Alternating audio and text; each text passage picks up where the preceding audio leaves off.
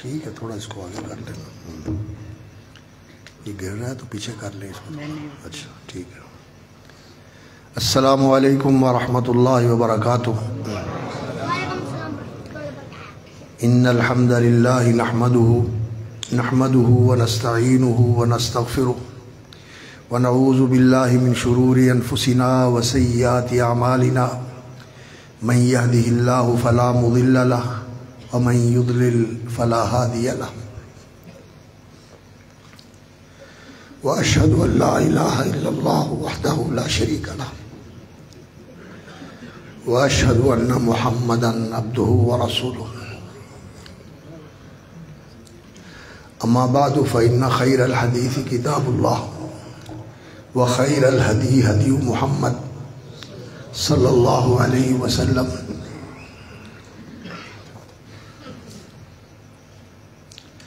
اللهم صل على محمد وعلى آل محمد كما صليت على إبراهيم وعلى آل إبراهيم إنك حميد مجيد، اللهم بارك على محمد وعلى آل محمد كما باركت على إبراهيم وعلى آل إبراهيم إنك حميد مجيد۔ فضیلت مآب علماء کرام اور بالخصوص فضیلت الشیخ ہمارے بہت ہی قابل احترام بزرگ حافظ عبدالستار صاحب حافظہ اللہ وبارک فی، اور معزز و مکرم احباب گرامی حاضرین کرام، عزیز مکرم مولانا عبدالماجد صاحب نے جو تقدیمی کلمات کہے ہیں،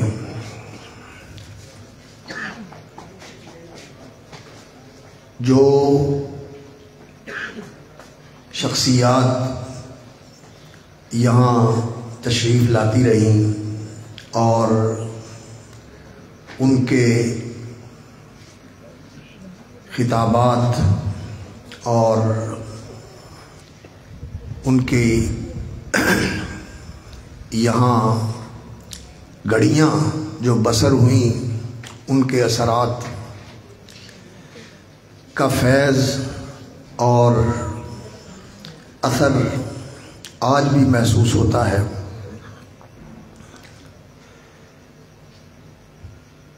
کہ اللہ رب العزت نے اس سرزمین کو برکت عطا فرمائی، بہت لوگوں نے یہاں سے فیض پایا، اور یہ فیض بہت ساری جگہوں پر پہنچا،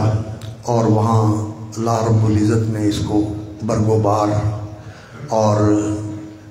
بہت زیادہ برکت اور ترقی نصیب فرمائی۔ اور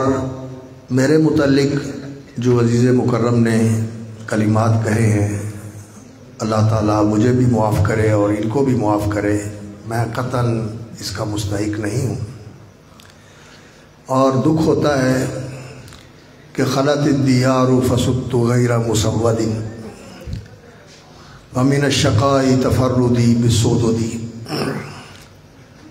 کہ وہ لوگ جو ان کلمات کا مصداق تھے، اپنے علم و فضل کے ساتھ، اپنے ورع و تقوی کے ساتھ، آج وہ نہیں ہیں، اور مجھ جیسے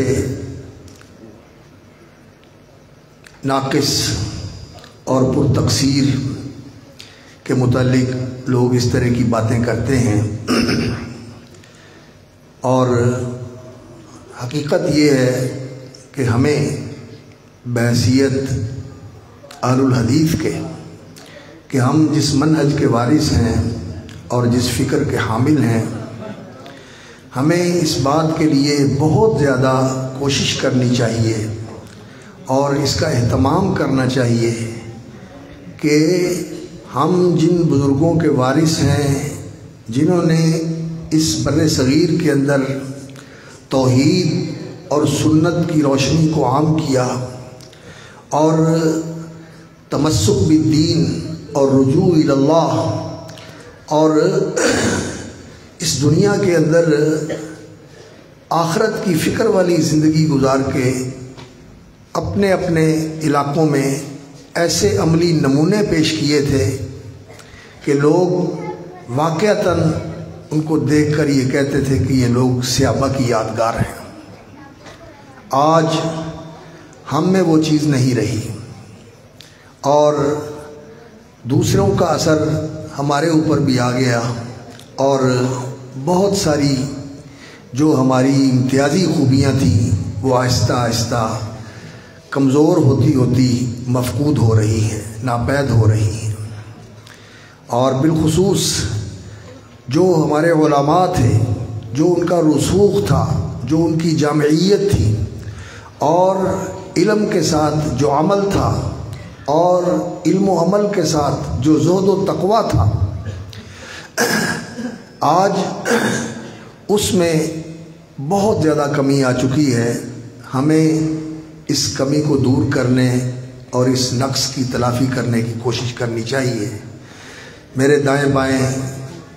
علماء اور فضلاء تشریف فرما ہیں، اللہ تعالیٰ ان کے علم و فضل اور ان کی زندگیوں اور ان کی مساعی جمیلہ میں برکت فرمائے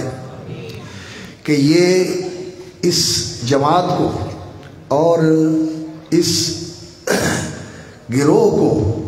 اس منہج کے اوپر پھر رواں دواں کریں اور پھر ان کو اسی راستے کے اوپر کھڑا کر کے چلائیں جو ہمارے سلف کا راستہ تھا۔ یقین جانیے، جیسے عزیز گرامی نے بات نقل کی ہمارے برادر مکرم ڈاکٹر حافظ علامہ عبدالرشید اظہر رحمہ اللہ ورفع درجتہ فی المہدیین، ان کی بات کہ اصل اسلام اہل الحدیث کے پاس ہے، اور اہل حدیث اس منہج کے حامل ہیں جو رسول اکرم صلی اللہ علیہ وسلم لے کر آئے تھے، جو آپ نے لوگوں کو بتایا، سمجھایا اور لوگوں کو اس پہ چلایا، اور اس پہ صحابہ کو چھوڑ کر رسول اکرم صلی اللہ علیہ وسلم اس دنیا سے تشریف لے گئے تھے۔ آپ صلی اللہ علیہ وسلم کی روح اقدس رفیق اعلیٰ کی طرف پرواز کر گئی اور آپ صلی اللہ علیہ وسلم اس دنیا سے انتقال فرما گئے اللہ کی رحمت کی طرف۔ تو وہ منہج اہل الحدیث کا منہج ہے، اور اب ہمارے اندر وہ فکری شعور اور بلندی بھی نہیں رہی کہ پورا دین ہمارے سامنے ہو اور وہ عملی طور پر ہماری زندگیوں کے اندر زندہ اور قائم ہو، متحرک اور موجود ہو، دکھائی دے، نظر آئے کہ یہ دین والے ہیں، اور ان کی زندگیوں کے اندر وہ سچا دین جو کتاب و سنت کے اوپر قائم ہے اور وہ صحابہ کی زندگیوں کے اندر نظر آتا تھا، وہ ہماری زندگیوں میں بھی نظر آئے۔ ہمیں اس بات کی کوشش کرنی چاہیے اور اس کی طرف توجہ کرنی چاہیے۔ دعوت اہل حدیث اور اہل حدیث دعوت کا تعارف وہ یہی ہے کہ پورے دین کو اپنی زندگی کے اندر لانے کی کوشش۔ یا ایھا الذین آمنوا ادخلوا فی السلم کافہ، اے ایمان والو پورے کے پورے اسلام کے اندر آ جاؤ اور اس اسلام کو اس طرح اپنانے والے بن جاؤ کہ اسلام کے ارکان بھی پوری طرح موجود ہوں اور جو اسلام کی روح ہے وہ بھی تمہارے اندر زندہ ہو۔ علماء نے جو اسلام کا معنی بتایا ہے جس سے اس کی حقیقت واضح ہوتی ہے وہ یہی ہے کہ انسان اپنے آپ کو اللہ رب العزت کے حوالے کر دے۔ الاسلام هو الاستسلام للہ وحدہ، انسان کا اپنے آپ کو اللہ رب العزت کا مطیع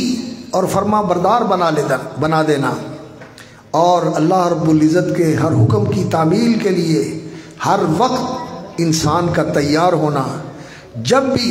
اللہ رب العزت کا کوئی حکم انسان کے سامنے آئے، کوئی بھی موقع ہو، تو اس وقت انسان اس حکم سے پس و پیش نہ کرے،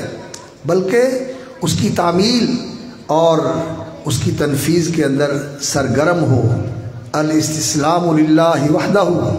والانقیاد لہ بالطاعہ. انسان اللہ رب العزت کا مطیع ہو جائے اور اس کا فرما بردار ہو جائے، اور ہر قسم کے شرک سے اپنے آپ کو پاک کر لے،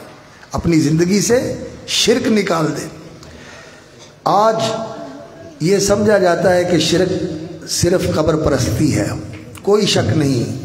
کہ بہت بڑا شرک قبر پرستی کی شکل میں موجود ہے، اور شخصیت پرستی کہ بعض شخصیات کو اس طرح مقدس بنا لیا جاتا ہے کہ ان کی ہر چیز کو انسان یہی سمجھتا ہے کہ یہ درست ہے اور اس کی اتباع کرنی چاہیے اور اس کو اپنانا چاہیے. ایسا شخصیت پرست ہونا، وہ کوئی زندہ ہو یا کوئی فوت شدہ ہو، یہ چیز انسان کو شرک کی طرف لے جاتی ہے. اس شرک سے اپنے آپ کو پاک کرنا، اور اسی طرح اپنی خواہشات اور ہوا و ہوس جو انسان کے اندر موجود ہے، انسان اس کا ایسا پجاری بن جائے کہ اسی کو انسان ہمیشہ سامنے رکھے اور اسی کی تحصیل کے لیے اور اسی کو پورا کرنے کے لیے انسان ہر وقت سرگرم ہو. تو اللہ رب العزت نے قرآن مجید میں جو اس کے متعلق بیان فرمایا، افرأیت من اتخذ الہہ ہواہ، جو اپنی خواہش کو اپنا معبود بنا کر اسی کو پورا کرنے کے لیے لگا ہوا ہے. یہ مال کی خواہش ہو کہ میں جس طرح ہو سکتا ہے مال حاصل کر لوں، اور عزت و جاہ اور شرف و منصب، اس کو حاصل کرنے کے لیے انسان ہر وقت جتا ہوا ہے کہ میں بڑے سے بڑا منصب حاصل کر لوں، زیادہ سے زیادہ عزت اور لوگوں کے اندر شہرت اور مقبولیت حاصل کر لوں، اور اس کے لیے جو کچھ بھی اسے کرنا پڑتا ہے وہ کرے. تو یہ مال کا حریص ہونا اور جاہو منزلت کا حریص ہونا،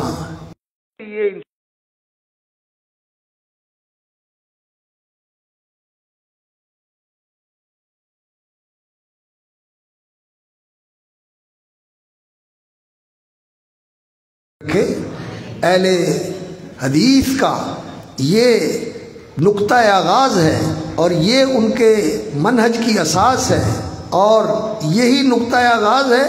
اور یہی نقطہ کمال ہے کہ سچی توحید اللہ رب العزت کی یہ اپنائی جائے اور اس کو جانا بھی جائے اور مانا بھی جائے، اور اپنی زندگی کے اندر اس توحید کو اتارا جائے، اور انسان اس توحید کا ایسا پیکر ہو کہ اس کی زندگی کا کوئی لمحہ بھی ایسا نہیں ہونا چاہیے جس وقت وہ اللہ رب العزت سے غافل ہو، اللہ رب العزت سے غافل ہو، اس کا دھیان اللہ کی طرف نہ ہو. اللہ کی رضا، اللہ رب العزت کا دھیان، اور اللہ رب العزت کے بارے میں یہ یقین کہ میں جہاں بھی ہوں، جہاں کہیں بھی ہوں، میرا اللہ مجھے دیکھ رہا ہے، یہ کیفیت ہر وقت انسان کو حاصل ہو. یہ توحید اہل حدیث کے فکر کی بنیاد ہے. اور اسی طرح اپنی پوری زندگی کے اندر انسان اللہ رب العزت کی رضا کو اپنا مطلوب و مقصود بنائے، اور اسی کی رضا کے لیے اپنی ساری سرگرمیوں کو اللہ رب العزت کی رضا کے مطابق بنانے کی کوشش کرے، اور اللہ کی رضا کو حاصل کرنا ہی اپنی ساری سرگرمیوں کا مقصد اور اس کا ہدف قرار دے. اللہ کی رضا کے لیے جیے اور اللہ کی رضا کے لیے مرے. یہ توحید ہمارے اندر اس طرح رچی بسی ہونی چاہیے کہ کچھ بھی ہو جائے انسان اس توحید کو چھوڑنے کے لیے تیار نہ ہو. یہ توحید اللہ کی ربوبیت کو مان کر بھی ایک صحابی رسول اکرم صلی اللہ علیہ وسلم کی خدمت میں آئے اور عرض کیا یا رسول اللہ مجھے وصیت کیجیے، قل لی فی الاسلام قولا لا اسأل عنہ احدا بعدک، ایسی بات بتائیں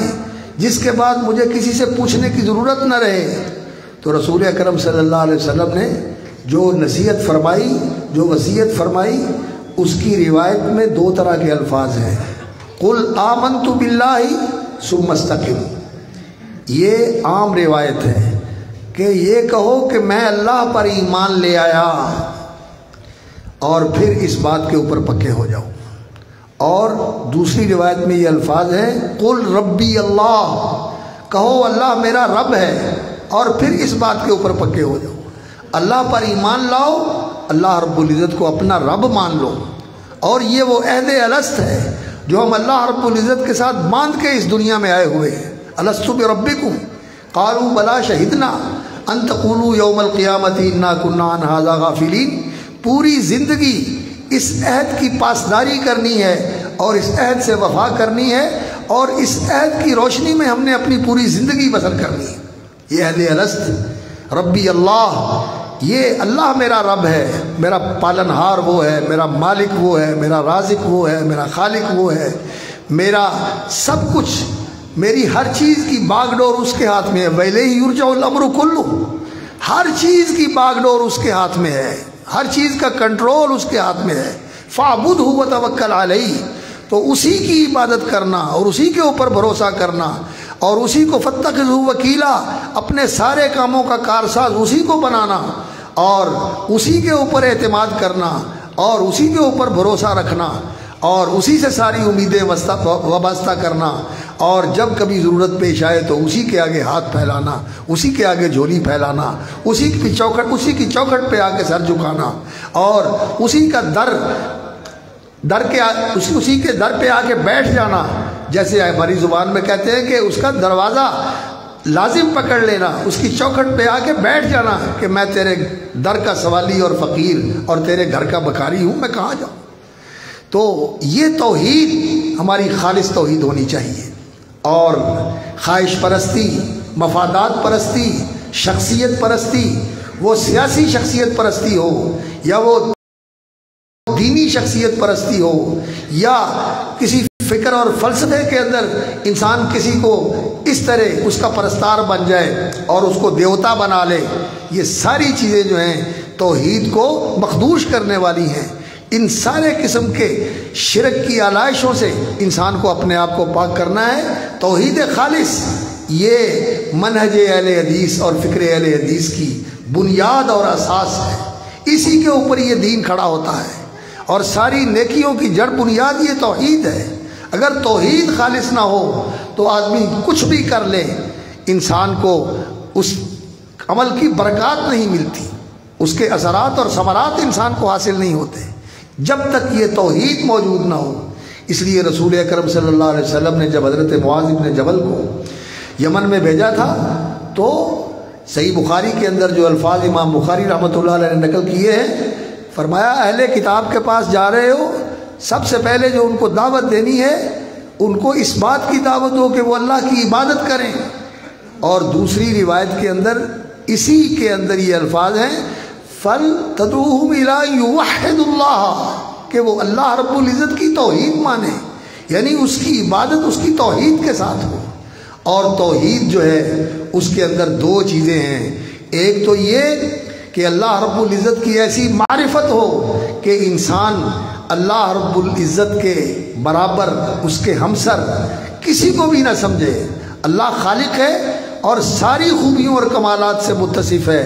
اور اس کی ذات عالی کی طرف کسی کمی اور نقص کا تصور بھی نہیں کیا جا سکتا۔ اس کا وہاں موجود ہونا تو کجا، اس کا تصور بھی نہیں کیا جا سکتا۔ ہر نقص اور عیب سے، ہر کمی اور کمزوری سے مقدس، منزہ، بالا اور برتر ہے وہ سبحانہ و تعالی، اور ہر خوبی اور کمال کے ساتھ متصف ہے۔ اور مخلوقات کے اندر فرشتے ہوں، عرش و کرسی ہو، یہ مخلوقات ہوں، انسان ہوں، جنات ہوں، کوئی بھی مخلوق ہو، کوئی بھی مخلوق ایسی نہیں ہے جو اللہ رب العزت کے برابر اور اس کے ہمسر ہو۔ اور لوگ ظلم کرتے ہیں کہ مخلوق کو خدا کے برابر کر دیتے ہیں، بلکہ خدا سے بڑھا دیتے ہیں۔ یہ شرک موجود ہے، مسلمانوں کے اندر موجود ہے۔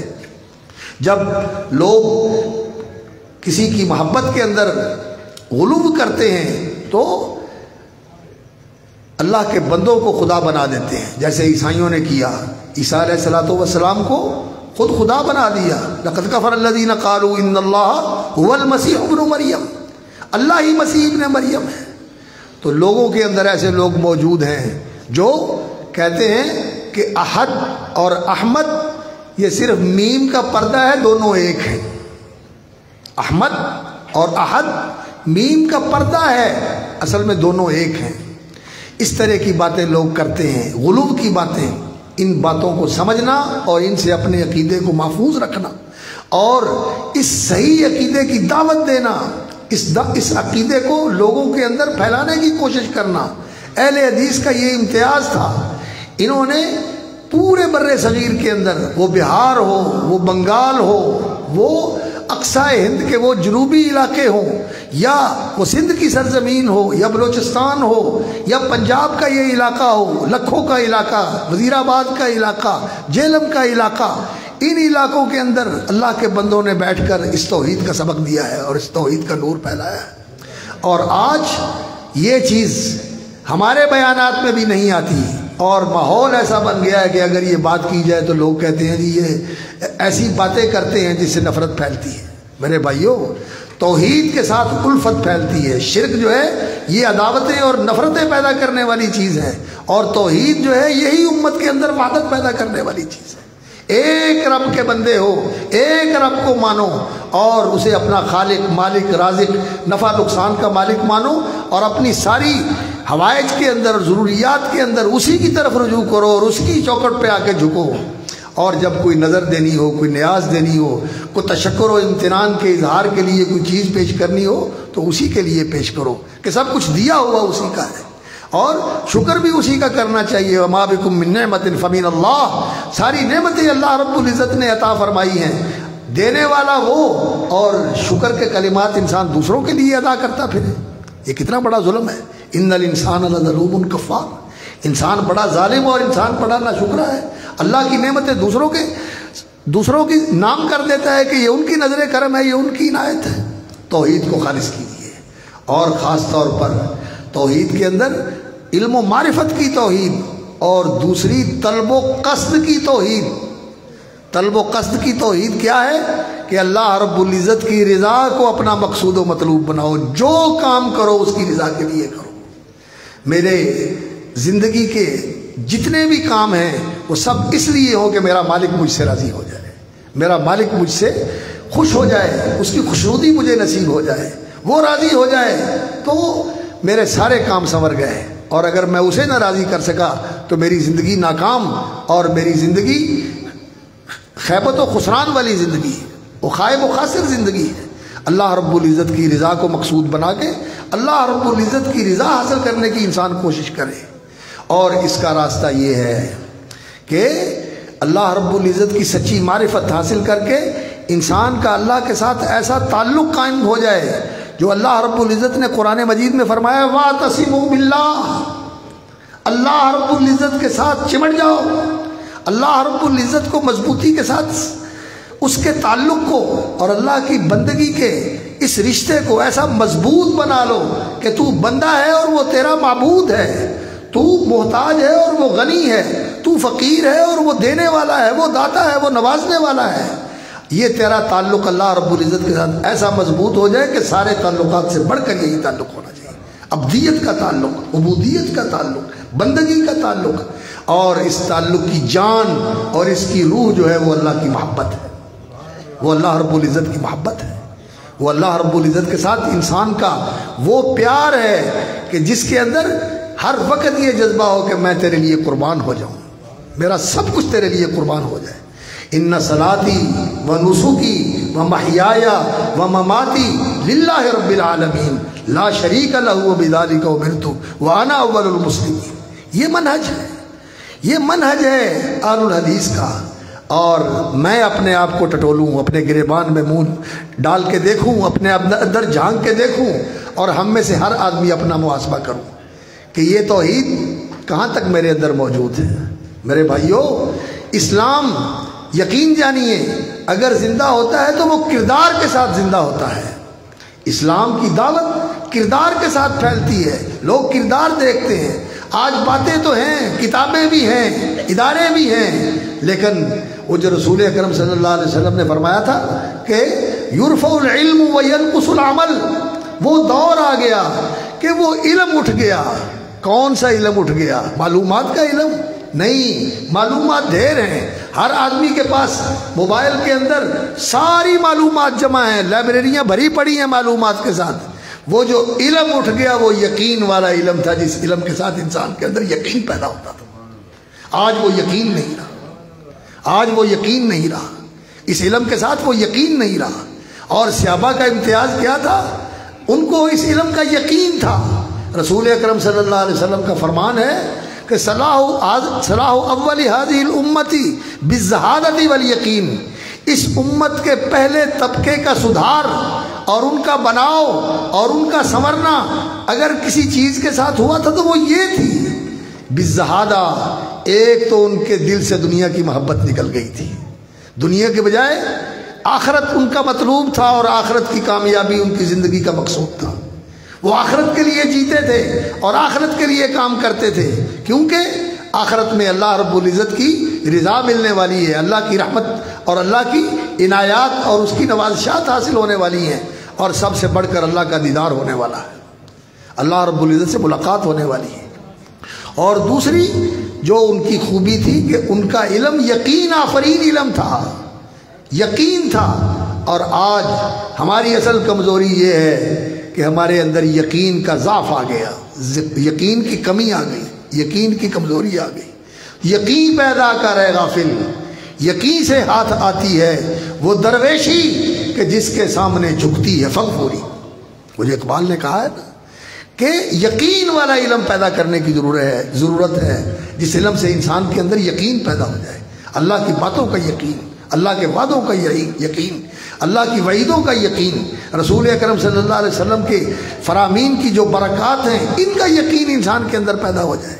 یہ یقین اگر ہمارے اندر پیدا ہو تو ہماری دین سے بے رغبتی اور عبادات کے اندر یہ بے دلی اور ان سے یہ بے رخی ایسے ہی ہو جیسے ہم دیکھ رہے ہیں۔ رسول اکرم صلی اللہ علیہ وسلم نے فرمایا لَأَنْ أَقُولَ سُبْحَانَ اللَّهِ وَالْحَمْدُ لِلَّهِ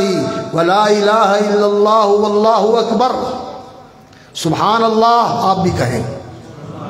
سب کہیں سبحان اللہ والحمد للہ ولا الہ الا اللہ واللہ اکبر۔ فرمایا یہ کلمات میں ادا کر لوں یہ مجھے زیادہ محبوب ہیں، ایک طرف ان کلمات کو ادا کرنا اور ان کے صلے میں جو کچھ ملنے والا ہے وہ، اور دوسری طرف ما طلعت علیہ الشمس، وہ ساری دنیا، یہ زمین اور اس کے ساتھ دوسرے سیارے جو سورج کے خاندان سے تعلق رکھتے ہیں، یہ چاند اور یہ سیارے جو اس سورج کے ساتھ تعلق رکھتے ہیں، جن کے اوپر سورج کی روشنی پڑتی ہے، وہ سارے ایک طرف، اور یہ کلمہ کہہ لینا ایک طرف، مجھے یہ زیادہ محبوب ہے۔ اتنا قیمتی کلمہ، اور ہماری مجلسیں اور ہمارے اوقات اس ذکر کے بغیر گزرتے ہیں۔ رسول اکرم صلی اللہ علیہ وسلم نے فرمایا کہ آدمی جہاں کہیں کھڑا ہوتا ہے، جہاں بیٹھتا ہے، جہاں لیٹتا ہے، اس نے اللہ کو یاد نہیں کیا،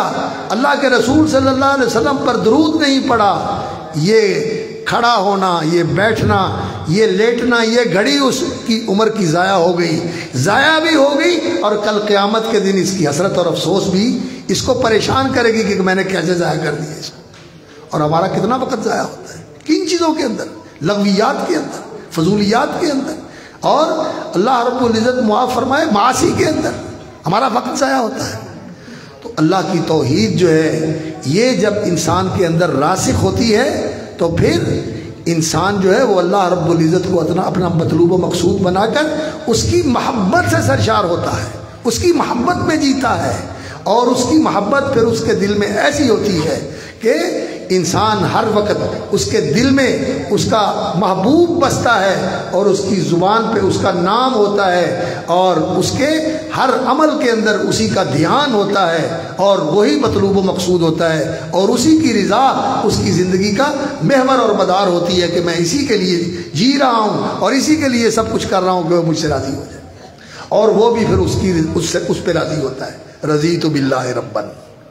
میں اپنے رب پہ راضی ہوں، میں اس کے ہر فیصلے پہ راضی ہوں، جو اس کے احکام ہیں شریعت کے، خواتین بھی شاید سن رہی ہوں گی، جو اس کے احکام ہیں میری منشا کے خلاف، میری مرضی کے خلاف، میرے مفادات کے خلاف، میں ان احکام کو بھی دل و جان سے مانتا ہوں اور میں اس پہ راضی ہوں کہ میرا فائدہ اس میں ہے۔ جس میں مجھے فائدہ نظر آ رہا ہے فائدہ اس میں نہیں، فائدہ میرا اس میں ہے جو میرے اللہ رب العزت کا حکم ہے، اور جہاں اس نے مجھے رکھا ہوا ہے، جن حالات میں بھی رکھا ہوا ہے، میں اس کی رضا پہ راضی ہوں۔ رضیت باللہ ربا، اس کے دین پہ راضی ہوں۔ وبالاسلامی دینا، جو اس کا دین ہے، یہ میرے لیے زندگی ہے، یہ میرے لیے شرف ہے، یہ میرے لیے رفعت کا باعث ہے۔ اس دین کے ساتھ میری دنیا کی بھی فوز و فلاح وابستہ ہے اور میری آخرت کی سعادت و کامیابی بھی اسی کے ساتھ وابستہ ہے۔ میرے دونوں جہان کی کامیابی اسی دین کے ساتھ وابستہ ہے۔ میں اس دین کے اوپر راضی ہوں اور اس دین پہ چلنے کے لیے اور اس دین کے اوپر عمل کرنے کے لیے اللہ رب العزت نے جو ہادی، رہبر اور پیشوا اور مقتدا ہماری طرف بھیجے ہیں، رحمت للعالمین، خاتم الانبیاء والمرسلین، سید الاولین والآخرین، سید البشر محمد الرسول اللہ صلی اللہ علیہ وسلم، وہ ہمارے ہادی ہیں، وہ ہمارے رہبر ہیں، وہ ہمارے لیے کامل نمونہ ہے، اسوہ حسنہ ہے۔ ان کے طرز زندگی کو اپنے سامنے رکھ کر اپنی زندگی کو اس کے مطابق بنانے کی کوشش کرنا، یہ ہے اہل حدیث کا منہج، اور یہ اسلام کی ابتدا ہے۔ یہیں سے یہ اسلام کا پہلا رکن ہے، اشہد ان لا الہ الا اللہ واشہد ان محمدا عبدہ ورسولہ، یہ اسلام کا پہلا رکن ہے۔ اور پھر نماز کی پابندی ہے، اور نماز وہ جو وقت پر پڑھی جائے اور جماعت کے ساتھ پڑھی جائے اور اس خشوع اور خضوع کے ساتھ پڑھی جائے، نگہداشت کے ساتھ پڑھی جائے، مداومت کے ساتھ پڑھی جائے، کہ نمازوں میں کوتاہی بھی نہ ہو اور نمازوں کے جو تقاضے اور حقوق ہیں ان میں بھی پہلو تہی نہیں ہونی چاہیے، تقصیر نہیں ہونی چاہیے، ان ساری چیزوں کو پورا کیا جائے، اور کوشش یہ کی جائے کہ پوری زندگی کو نماز کی سطح پہ لے آؤ، پوری زندگی نماز کی سطح پہ لے آؤ۔ نماز میں کیا کرتے ہو؟ یہ کام نہیں کرنا ناجائز ہے، میں نماز پڑھ رہا ہوں، یہ کام نہیں کرنا یہ ناجائز ہے، میں نماز پڑھ رہا ہوں، کھانا نہیں، بولنا نہیں، ادھر ادھر دیکھنا نہیں، کوئی فضول کام نہیں کرنا، میں نماز پڑھ رہا ہوں، اور اب میں نے یہ کام کرنے ہے، اس وقت قرات کرنی ہے، اس وقت اس طرح قیام کرنا ہے، اس وقت اس طرح رکوع کرنا ہے، یہ ذکر کرنا ہے۔ پوری زندگی انسان کی نماز کی سطح کے اوپر آ جائے کہ یہ کام میرے کرنے کے نہیں ہیں اور یہ کام میرے کرنے کے ہیں، یہ میں نے ایسے کرنا ہے جیسے نبی صلی اللہ علیہ وسلم نے بتایا۔ پوری زندگی نماز کی سطح کے اوپر آ جائے، اور یہ مال جو ہے یہ اللہ رب العزت کا دیا ہوا ہے، اور یہ اللہ رب العزت نے اسی لیے دیا ہے کہ انسان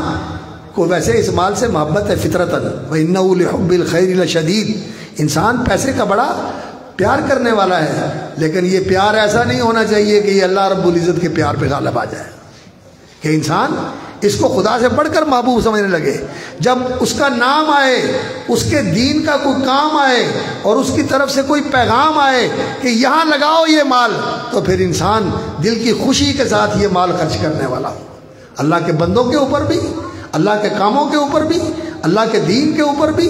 اور وہ راہیں جو اللہ رب العزت نے اس مال کے لیے بنائی ہیں کہ ان راہوں میں خرچ کر، رشتہ داروں کے اوپر خرچ کرو، فقراء اور مساکین کے اوپر خرچ کرو، ضرورت مندوں محتاجوں کے اوپر خرچ کرو، دین کی سربلندی کے لیے خرچ کرو، دین کی اشاعت اور دین کے احیاء اور دین کے ابلاغ کے لیے اس مال کو خرچ کرو، اور روزہ کہ اپنی مرغوب چیزیں بھی انسان اللہ کے لیے چھوڑ دے۔ اللہ اکبر۔ وہ ابن قیم رحمۃ اللہ علیہ کی مجھے الفاظ یاد آ رہے ہیں کہ یہ زندگی حرام سے روزہ رکھ کے ان حدود کے اندر گزار لو جو اللہ رب العزت نے قائم کی ہیں، ان حدود کا پاس کرو اور ان سے تجاوز کر کے باہر نہ نکلو۔ وَصُمْ يَوْمَكَ الْأَدْنَىٰ لَعَلَّكَ فِي غَدٍ تَفُوزُ بِيَوْمِ الْفِطْرِ وَالنَّاسُ صُوَامٌ۔ یہ زندگی روزے میں گزار لے، کل تیری عید ہوگی، اس دن لوگ بھوکے اور پیاسے ہوں گے، تیری عید ہوگی اور تجھے حوض کوثر کے جام ملیں گے، پھر اس کے بعد تیری بھوک اور پیاس ختم ہو جائے گی۔ روزے کی سطح پر زندگی کو لے آؤ. اور حج اور عمرہ یہ تو وہ عمل ہے اسلام کا جس سے اللہ رب العزت کے ساتھ جو انسان کا بندگی کا تعلق ہے، اس تعلق کو استواری ملتی ہے، اس کو استحکام ملتا ہے، اس کو دوام ملتا ہے، اور اس کو فعالیت ملتی ہے. اس کے اندر فعالیت اور زندگی آ جاتی ہے. یہ تعلق ایسا بیدار ہو جاتا ہے کہ انسان اللہ رب العزت کی اطاعت اور فرما برداری اور اس کی بندگی کے تقاضے پورے کرنے کے لیے یہ ہر وقت لبیک لبیک پکارتا ہوا پھرتا ہے کہ مولا تو جہاں کہے میں حاضر ہوں، تیری فرما برداری کے لیے اور تیرے دین کے تقاضوں کو پورا کرنے کے لیے اور تیرے نام پر قربانیاں دینے کے لیے میں حاضر ہوں. یہ اسلام ہے. اور اس سے اونچا درجہ جو ہے وہ ایمان ہے. اور ایمان کیا ہے؟ اللہ اکبر، اللہ کو ماننا. اور اللہ کو ماننا یہ ہے کہ انسان اللہ کی مانے، اور اللہ کے رسولوں کو ماننا، اور اللہ کے فرشتوں کو ماننا، اللہ کی کتابوں کو ماننا، اور آخرت کو ماننا، اور اللہ رب العزت کی جو تقدیر اللہ رب العزت نے لکھی ہوئی ہے اس کو برحق سمجھنا، اس پر ایمان رکھنا. وقت محدود ہے، اہل علم موجود ہیں، آپ بھی منتظر ہیں، اور میں بھی دیکھ رہا ہوں کہ آپ ان کے خطابات سننے کے لیے بےتاب ہیں. بس میں بات ختم کرنے والا ہوں. ایمان کی حقیقت یہ ہے، ایمان کی حقیقت یہ ہے کہ المومن من امنہ الناس علی دمائہم واموالہم. مومن وہ ہوتا ہے جس سے کسی کو اپنے مال کے بارے میں بھی خطرہ نہیں ہے اور اپنی جان کے بارے میں بھی خطرہ نہیں ہے. مومن وہ ہوتا ہے. اور ہمارا ایمان ایسا ہے کہ ہمیں امانت کے اندر خیانت کرتے ہوئے کبھی پرواہ نہیں ہوتی. ہم امانت میں خیانت کرتے ہیں. ایمان جو ہے یہ انسان کو امین بناتا ہے، انسان کو امین بناتا ہے. عزت و آبرو کا بھی یہ امین ہوتا ہے، کسی کی عزت کو بری نگاہ سے نہیں دیکھتا، کسی کی جان کو اس سے کوئی خطرہ نہیں ہوتا اور کسی کے مال کو اس سے کوئی خطرہ نہیں ہوتا. لیکن ہم ایمان بھی رکھتے ہیں، لوگوں کا مال بھی کھائی جاتے ہیں، لوگوں کے ساتھ زیادتی بھی کرتے ہیں، ان پر الزام بھی لگاتے ہیں، ان کو بدنام بھی کرتے ہیں، اور جو امانت ہمارے سپرد کی جاتی ہے ہم اس میں خیانت بھی کرتے ہیں. بھائیو، ایمان، اللہ اکبر. اور ایمان کا افضل درجہ کیا ہے؟ افضل درجہ ایمان کا یہ ہے، رسول اکرم صلی اللہ علیہ وسلم سے پوچھا گیا کہ ای الایمان افضل، تو رسول اکرم صلی اللہ علیہ وسلم نے فرمایا الصبر والسماحہ. ایمان یہ ہے افضل ترین کہ انسان کے اندر صبر، تحمل اور بردباری آ جائے. ہم پورا ملک اور پوری قوم جذباتی ہیں، رد عمل کی نفسیات کے ایسے اسیر ہیں اور اس کے اندر ایسے پھنسے ہوئے ہیں، ذرا سی بات ہوتی ہے آپے سے باہر ہو جاتے ہیں. سڑک پہ چلتے ہوئے دیکھو ایک دوسرے سے الجھ رہے ہیں کہ تو نے مجھے کراس کرنے کی کوشش کی، تو میرے آگے آ گیا، تو مجھے ایسے ہو گیا. وہاں الجھ رہے ہیں، جگہ جگہ کے اوپر الجھ رہے ہیں. اور ہمارے ملک کا جو یہ سیاسی خلفشار ہے، اسی چیز کا اس کا شاخسانہ یہی ہے کہ ہمارے اندر صبر نہیں رہا، ہمارے اندر برداشت نہیں رہی، ہمارے اندر تحمل نہیں رہا. اللہ رب العزت ہمیں صبر کا پیکر بنائے، ہمیں صبر کا حامل بنائے. ہمارے اندر صبر اور ٹھہراؤ ہونا چاہیے، تحمل اور برداشت ہونا چاہیے. اختلاف کرنے والا اختلاف کرتا ہے، آپ اس اختلاف کو حل کرنے کی کوشش کریں مفاہمت کے ساتھ، بات چیت کے ساتھ، ایک دوسرے کی سنائیں، سمجھائیں، دلیل کے ساتھ سمجھائیں اور دلیل کے ساتھ سنیں، دلیل سے ایک دوسرے کو قائل کرنے کی کوشش کریں. پھر بھی اختلاف نہیں ہوتا تو آپ کہیں کہ ٹھیک ہے بھائی، اپنے موقف پر قائم رکھیں، آپ بھی غور کریں، میں بھی غور کرتا ہوں. یہ تحمل اور برداشت ہونا چاہیے مومن کے اندر. اور السماحہ، اس مومن کے اندر فراخی ہونی چاہیے، ہر کام میں سماحت، ہر کام میں درگزر، اور ہر کام کے اندر فراخ دلی اور دریا دلی ہونی چاہیے. یہ چیز ہے کہ جو کام کرے انسان فراخ دلی اور کشادہ دلی کے ساتھ کرے، تنگ دلی کے ساتھ اور تنگ ذہنیت کے ساتھ اور گھٹیا اور محدود ذہنیت اور محدود سوچ کے ساتھ نہ کام کرے، فراخی اور وسعت کے ساتھ کرے کام. تو یہ ایمان کا اعلیٰ درجہ ہے. اور اس کے بعد جو اعلیٰ ترین مقام ہے اس دین کا، جس دین کے ہم حامل ہیں اور جس دین کے اندر داخل ہونے کی ہمیں تلقین کی گئی ہے، وہ احسان کا درجہ ہے، جس کی طرف میں نے پہلے اشارہ کیا کہ ہر وقت اللہ رب العزت کا دھیان اور ہر وقت اس چیز کا احساس اور شعور کہ وہ مجھے دیکھ رہا ہے، اللہ مجھے دیکھ رہا ہے. اور قیامت کی فکر، آخرت کی فکر، آخرت کا دھیان، آخرت کی توجہ، یہ چیز تھی جس نے صحابہ کو سنوار دیا تھا۔ ہر وقت ان کی توجہ آخرت کی طرف ہوتی تھی۔ اور ہمارے جو اہل حدیث تھے ان کا بھی یہ امتیاز ہوتا تھا دنیا کے اندر، وہ ایسے ہی رہتے تھے۔ کس کس کا ذکر کیا جائے اور کس کس کا تذکرہ ہو، ابھی ذکر کر رہے تھے عزیز حضرت مولانا ابو سعید شرف الدین دہلوی رحمۃ اللہ علیہ کا مدرسہ بنایا ہوا تھا، اور ان کی جو اہلیہ محترمہ تھی وہ ایک متمول خاندان کی خاتون تھی، کافی سارا زیور ان کے پاس تھا۔ اور جو مولانا نے وہاں دہلی میں مدرسہ بنایا ہوا تھا جامعہ سعیدیہ، تو اس مدرسے کے طلباء کا کھانا ان کی اہلیہ پکاتی تھی، اور ان کے کھانے کے اوپر اور ان کی ضروریات کے اوپر ان کا سارا زیور بک کے لگ گیا، سارا کچھ طلباء کے اوپر لگا دیا۔ یہ لوگ تھے۔ اور آج ہم کیا ہیں؟ ہم ادارے بناتے ہیں اپنے آپ کو سنوارنے کے لیے، اور اپنا سٹیٹس، سوسائٹی سٹیٹس بلند کرنے کے لیے نہیں۔ آخرت کی طرف توجہ کیجیے اور آخرت بنانے کی فکر کیجیے۔ اور آخرت اگر یہ انسان کی فکر بن جائے اور اس کو سنوارنے کا انسان جو ہے وہ اہتمام کر لے کہ میں نے اپنی آخرت بنانی ہے، تو دنیا کا تو کچھ نقصان ہو سکتا ہے، لیکن اللہ رب العزت اسے دنیا سے محروم نہیں رکھتے۔ جو اس کی قسمت کی دنیا ہے اللہ رب العزت اسے دے دیتے ہیں۔ جیسا کہ حدیث میں آتا ہے کہ من جعل الہموم ہما واحدا کفاہ اللہ ہم دنیا، جو ایک ہی ہم اور غم اور فکر اور ایک ہی مسئلہ اپنی زندگی کا اصل مسئلہ بنا لیتا ہے، آخرت کا مسئلہ، کفاہ اللہ ہم دنیا، اللہ رب العزت اس کی دنیا کی پریشانیوں کے لیے کافی ہو جاتا ہے۔ وَأَتَتْهُ الدُّنْيَا وَهِيَ رَاغِمَةٌ، اور دنیا ناک رگڑتی ہوئی اس کے قدموں میں آ جاتی ہے۔ اور اگر کوئی آدمی آخرت کو فراموش کر کے اس دنیا کا ہی طلبگار ہے، اسی دنیا کے لیے بھاگ دوڑ کرتا ہے، اسی کے لیے جیتا ہے اور اسی کے لیے مر جاتا ہے، تو پھر اللہ رب العزت کو اس کی کوئی پرواہ نہیں ہوتی۔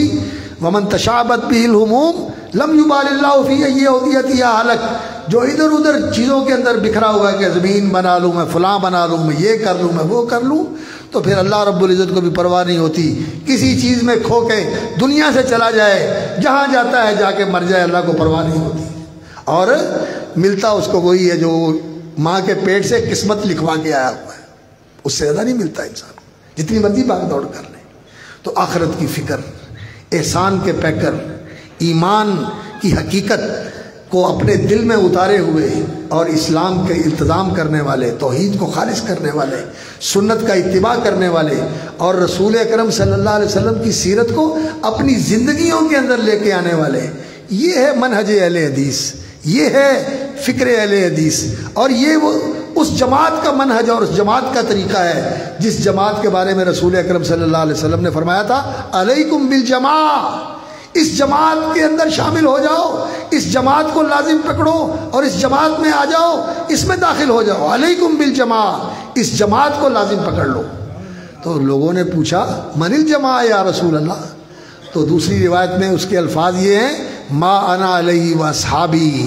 جماعت وہ ہے آج جس پہ میں اور میرے صحابہ ہیں، وہ جو دین اللہ نے اتارا وہی کی صورت میں، اور محمد الرسول اللہ صلی اللہ علیہ وسلم نے اسے پہنچا دیا اور اللہ نے اسے مکمل کر دیا، اور نبی صلی اللہ علیہ وسلم نے اس کا پورا ابلاغ فرما دیا، اس کی تبیین فرما دی، اور صحابہ نے آپ سے سیکھ کر اپنی زندگی میں اتار لیا، اور خلافت راشدہ کے اندر اس دین کے مطابق پوری ایک ریاست قائم ہو گئی، اور اللہ رب العزت نے دنیا کے خزانے اس رسول اکرم صلی اللہ علیہ وسلم کے جو خلافت کا نظام تھا قائم کیا ہوا، اللہ رب العزت نے دنیا کے خزانے ان کے سامنے ڈھیر کر دیے، اور نبی صلی اللہ علیہ وسلم نے پیش گوئی فرمائی ہے، اور آپ نے فرمایا ہے ان اللہ زوالی الارض، اللہ نے میرے لیے زمین کو سمیٹ دیا، فرائیت مشارقہا و مغاربہا، میں نے اس کے مشرق و مغرب سارے دیکھ لیے، اور میری امت کی حکومت وہاں تک پہنچے گی جو مجھے دکھایا گیا ہے،